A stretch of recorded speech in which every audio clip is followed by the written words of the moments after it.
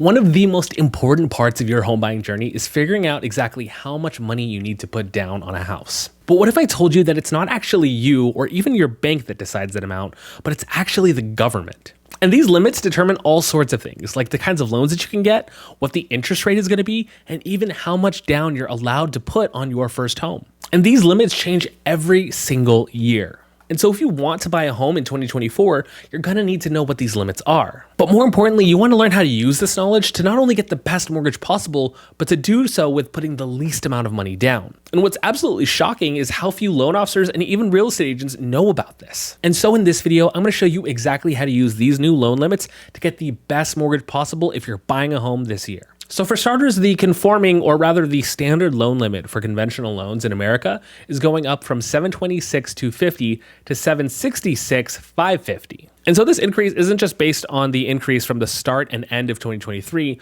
but also what they're expecting home prices to be roughly about in the middle of 2024. And so while this is a much smaller increase year over year from 2023 to 2024, as opposed to just last year from 2022 to 2023, this indicates that Fannie Mae and the government believe that yes, prices of homes are still going up, albeit just a little bit slower. And now this limit is so important because as a first-time homebuyer, you're allowed to borrow up to the conforming limit while putting 3% down on your first home. And so this change would allow first-time homebuyers to now buy a $790,000 home with just 3% down. Okay, but what's the big deal with putting a loan limit in place anyways? Well, not only does the down payment get higher once you're above that loan limit, but interest rates get higher as well, sometimes as much as 1/4 to 0.5% higher. And so with this new higher loan limit, you can buy a much more expensive home while keeping the percentage down the same. Or rather, you could buy a bigger home with less money down than you could have last year. Okay, so let's say you wanted to buy a $770,000 home. Under last year's loan limits, you would have had to put a down payment of a little over $43,000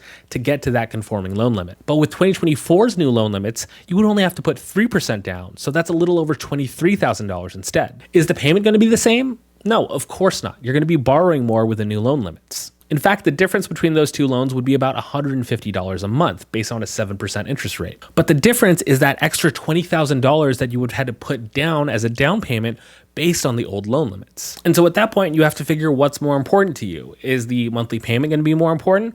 Or is that extra $20,000 going to do better for you in your bank account than it is going to be tied up in the equity of the home? And so you can imagine that extra $20,000 that you didn't have to put as a down payment could go towards things like closing costs or repairs and furniture on the home instead. Okay, but you might be thinking, I live in California, where I'm going to find a $770,000 home. All the homes around me are so expensive. And as somebody who lives in San Diego, I totally agree. Well, the government also understands that there are places in the United States where the cost of living is high, or rather high cost of living areas. And so places like these, like Los Angeles, Orange County, San Francisco, Hawaii, New York City, for example, all of these cities have an additional tier of loan limits called the high balance limit. And so for the year 2024, the new high balance limit in those cities is going to be $1,149,825. Now, there's two major differences with high balance loans versus conforming loans. Obviously, you're borrowing more money, so it's a higher risk for the banks. So not only is the minimum down payment bumped up from 3% to 5%, but typically you're going to see higher interest rates of about 1/4 to 0.5%, depending on how much percent down you're putting. Albeit, it's still probably better than doing a jumbo loan, which has way higher interest rates and usually requires a down payment of 10 to 20%. And once again, doing the math, this means you could buy as much as a $1.2 million home with just 5% down, or rather about $60,000. Now, here's where the loan limits get really powerful. So far in this video, we've only talked about the loan limits for 1-unit properties, but Fannie Mae has additional loan limits depending if you're buying a 2, 3, or 4-unit property as well. And just this last year, Fannie Mae updated their guidance on 2 to 4-unit properties and decreased the minimum down payment from 15 to 25% all the way down to 5% as long as you're living in one of those units. So on the high end, you could borrow as much as $1.4 million for a fourplex in conforming areas, and for high cost of living areas, that limit's all the way up to $2.2 million. And that would be the limit that you could finance with a minimum down payment of just 5%, meaning that you could realistically buy a $2.3 million 4-unit property with just a little over $116,000 out of pocket. Okay, but what if you're not some house hacker, you don't have $116,000 to put on multifamily, you just want to try to get the best mortgage possible while using the least amount of money out of pocket possible? How are we going to do that? Well, the first thing is you want to consider the price of the home that you're buying. If the price of the home that you're buying is already well below the conforming loan limit, congratulations. You've already probably got the best loan possible. Just remember that if it's your first home, you can do it with 3% down. But if you're in that in between, right, that amount that's just a little bit over that conforming loan limit, that's where it starts to get really interesting. So let's look at an example of an $820,000 purchase, probably in a high cost of living area. If you wanted to stay at that conforming loan limit of $766,550, you would have to put the difference down. So that's roughly about $53,000 or about 6.5% down. Or you could go with the high balance loan option and just put 5% down instead. So that would give you a loan amount of $779,000, which is in the high balance limit for most of those places.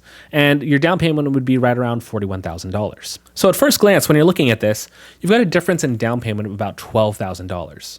So typically, if you were borrowing an extra $12,000 and the interest rates were exactly the same, this would be a $90 a month difference in payment. But with a high balance loan, you are carrying a higher interest rate as well. So if the difference between the high balance loan and the conforming loan was 0.5%, you'd be looking at a payment difference of a little over $350 a month, not $90 a month.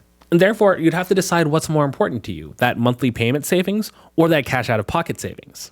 And with this big of a difference, I would go for the monthly savings. And here's why. Well, for starters, the interest rate is lower if you're using a conforming loan, which means less of the money that you're paying is going towards interest and more of it is going towards principal. But not only that, if you take the $12,000 that you're saving out of pocket and divide that by the $350 a month that you're saving every month, it would only take you 35 months to get that $12,000 back. And on average, most first-time homebuyers stay in their home for about 3 to 6 years. So while yes, you're definitely putting a little bit more money down, when you look at the payment savings, it makes a lot of sense to put that extra money down if you're going to be staying in the home a little bit more long term. But you would never know the difference if you didn't understand the differences between the conforming loan limit and the high balance limit. And so this is where professionals like myself come in who have years of experience in the business, seeing tons of different loans, trying to figure out the best way to save our clients the most money possible. And now you are equipped with that same information to make a great financial decision when you're buying your first home next year. If you're ready to take the next step and use this information to buy your first home next year, I've left a link in the description below to book a one-on-one call with me and my team to help set up a game plan so you can buy a home, whether you're buying a home a month from now, 3 months from now, or at the end of the year. It doesn't matter. We want to help you put together the best game plan possible to save you the most money when buying a home in 2024. But if you aren't ready, that's okay too. I want to help get you there. I made another video talking about all the best tips and tricks that I've discovered over the years that'll help you get pre-approved for a mortgage whenever you're ready. As we're getting into the new year, I'm preparing a lot more content and getting a lot of the content that I've had on my channel over the years up to date. So if you like content like this and you're making home buying a goal of yours in 2024, make sure you hit that subscribe button and ring that bell so you get notified every time I post. But that's all I got for this one. I'll see you in this video next.